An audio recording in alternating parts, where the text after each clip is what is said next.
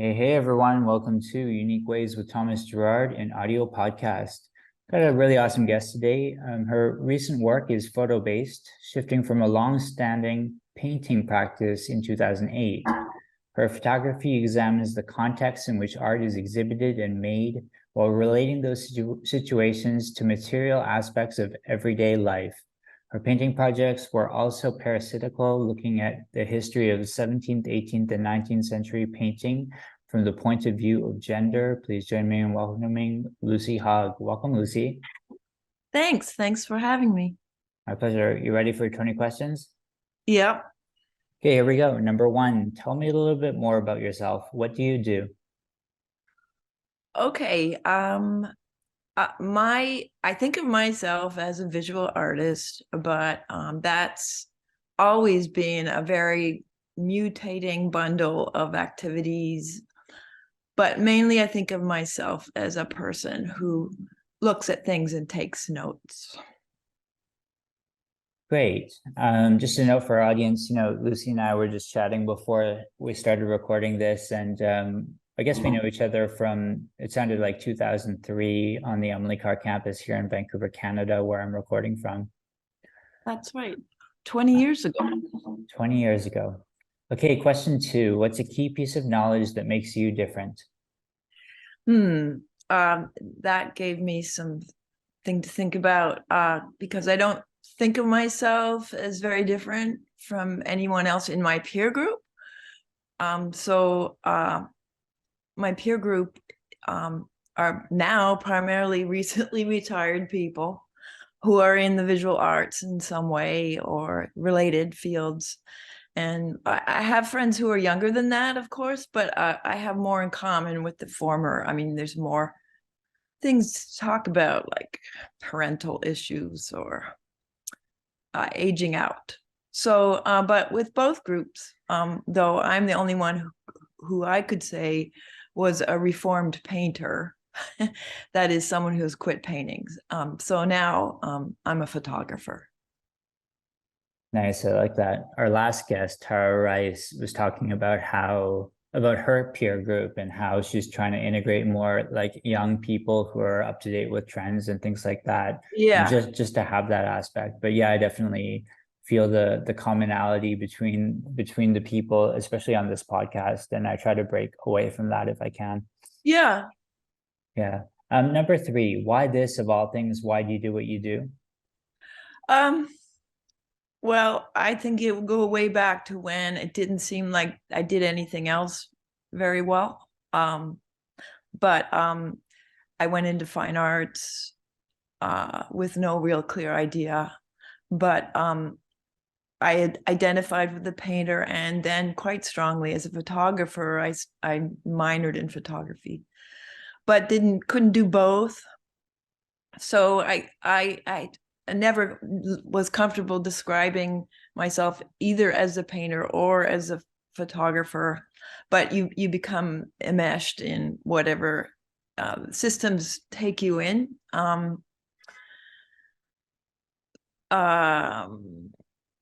So that's I mean, now I'm doing what I really think I want to do now, which is just try to not take up space, but exercise my visual imagination, my visual thinking. Nice. I like that.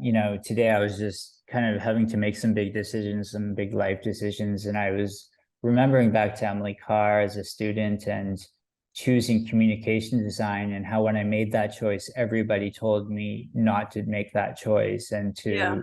to stay in the arts. But I made the shift and it was very rewarding. Number four, what does your future look like? It's an interesting question to ask someone who just turned 65, Mm. because it's like when you're in your 30s, they ask you if you think you're going to have a baby, and then when you're in your 60s, people say, "Well, where are you going to end your last couple of decades while you still have your marbles?" But my future is trying to just keep doing what I'm doing, but at the same time, sort everything out so I'm not leaving a pile behind me. Mm-hmm. Yeah, we often get this anecdote from guests about, I think Tara Rice said it as well, which is like to focus on the present and not be too worried about the past or future, but try to stay in the moment in a way. Yeah. Well, I did. Yeah, I feel like I really want to be in the moment, and I need to clear up the past. Mm-hmm. Mm-hmm. Awesome. Number 5, let's talk about location. How does the notion of place play into what you do?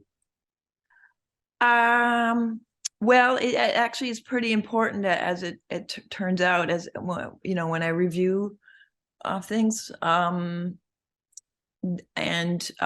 when I take photographs, I give them titles, and it's very important to be very specific about where they were, what building they were in, even if I can, what any contextual information I could bring to it. So there's a sense of, but that's in a very specific way, but more generally, I feel like I'm in between a lot of places. I'm from Prince Edward Island. I haven't lived there since I was 17, but and I don't know how on earth I ended up here in New York, but I find myself trying to navigate all the different places I've spent a lot of time in.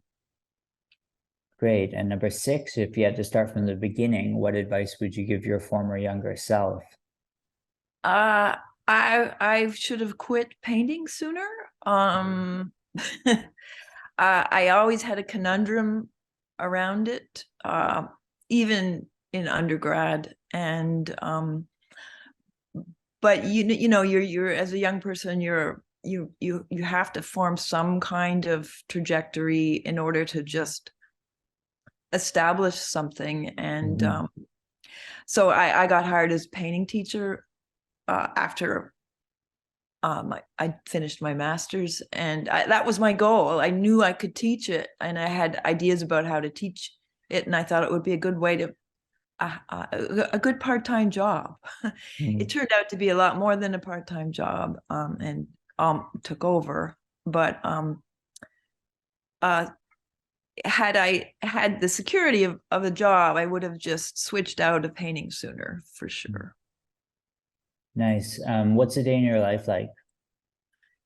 Oh, they're really cut up with obligations. But I also find I'm trying to stay in touch with different people I've felt close to over time. So I spend almost every day writing a note to somebody. It might be someone I haven't seen in a long time, but I try to stay in touch with people, partly because I worry about them, I worry about their health, or I wonder how we all did. That sort of started up during the pandemic. It's just staying in touch.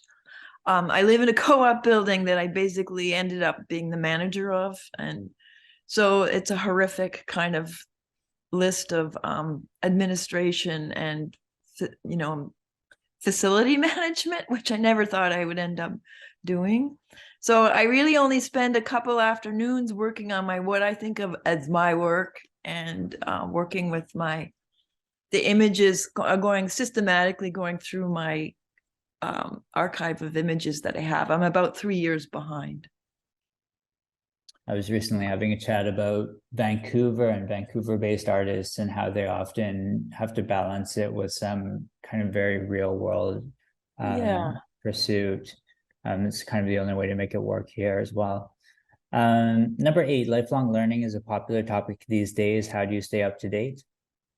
Um, I actually listen to a lot of podcasts, mostly new history, I call it, or it's history that's become more apparent in the last while, especially after or during the pandemic, and then all through the Trump years, media analysis. And so that has continued, just listening to shows that try and make sense of the week's news and how it's being handled and how the media is handling it. I used to go to a lot of artist talks, but I think I've stopped because I don't really get any new information out of them.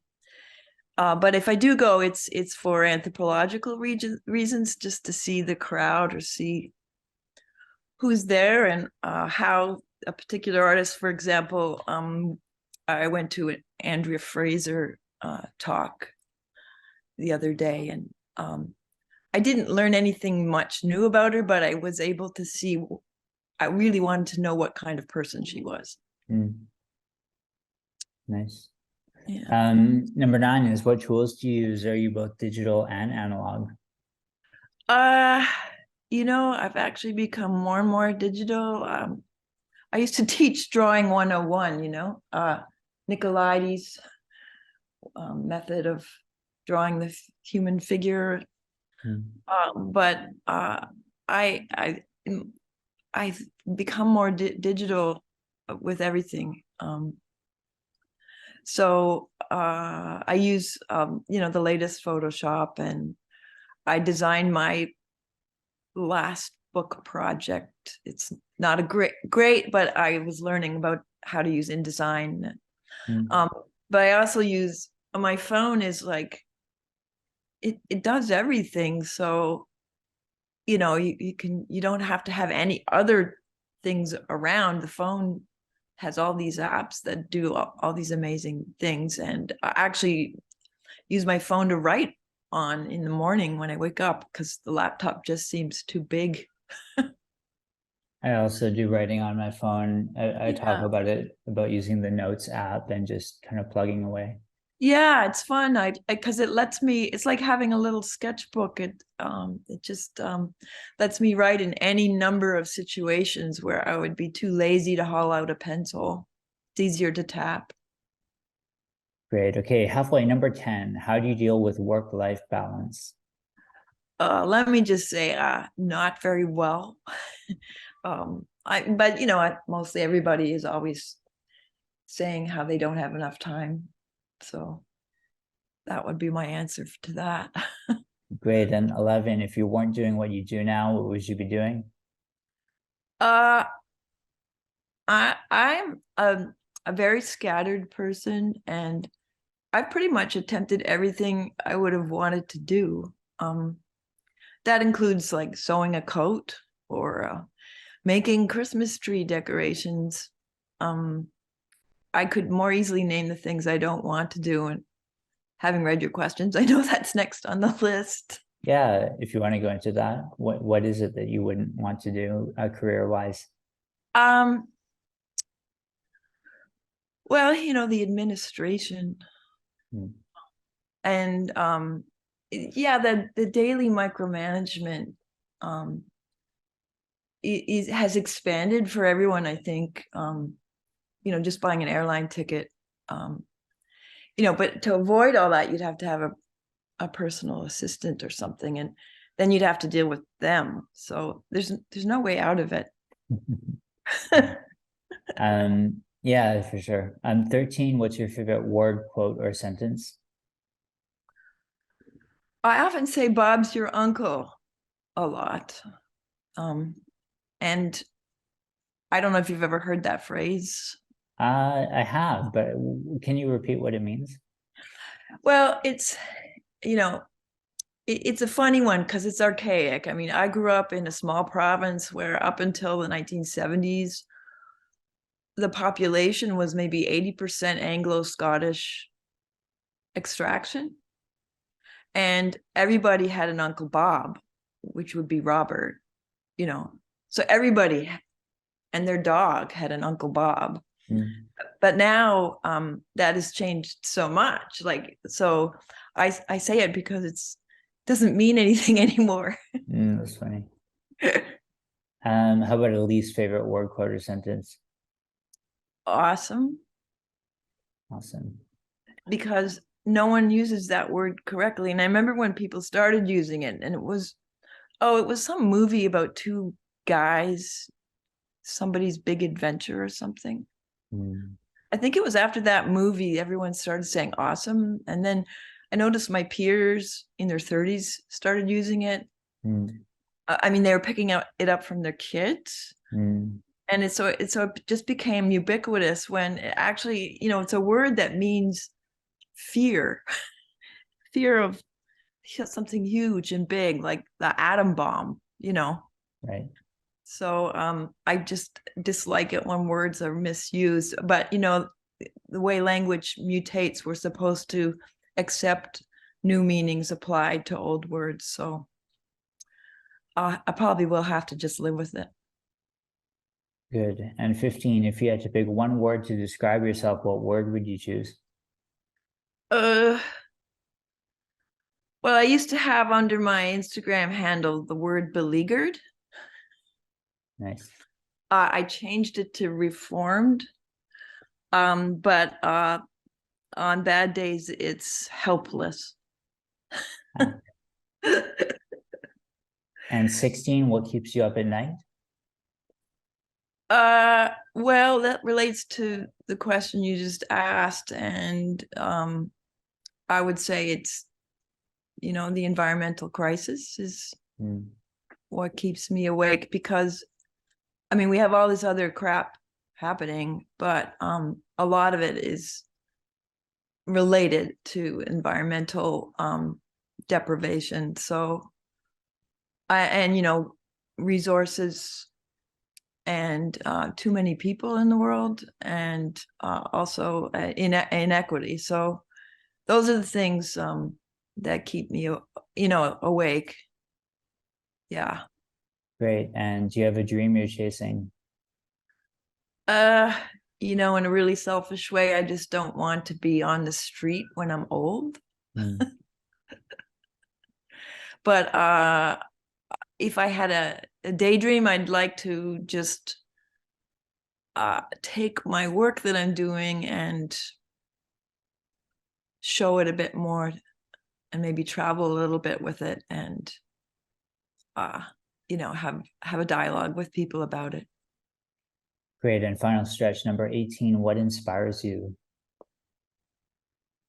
For me, it's really just not having any agenda and going out on a day where it's not too cold or too hot, and with a real camera, and not be particularly looking for anything, but be ready to take photographs when I see them. Any advice? That's to me a good day. Great. Any advice you'd like to share? Oh, I would say to everyone, stop driving your car, keep your health, stop eating meat, help some other people, find out more about your environment, and try not to add to the destruction, and maybe don't have kids. I had to think about all that. Great. And 20, so we're promoting ourselves. How do our listeners keep tabs on you? Where do we follow you? What should we look at? Oh, well, Instagram is my sketchbook, so it's all rough juxtaposition of images, but that's where I plan all my work. I use Instagram as a sketchbook. When I'm thinking about my next prints I'm going to do, I go straight there and see which ones are still resonating a year later. So that would be the place to see most recent things. And then I have a web page. Great. Okay. Well, thanks so much, Lucy. Only being tangentially connected 20 years ago and now being able to reconnect with a little bit more substance is really nice. So great to hear about this transition for you into photography, and kind of always wanting to do that. I think that's a noble cause. Thanks so much for being on the show. Well, thanks for all the good questions. It made me think about things. Great. Thanks.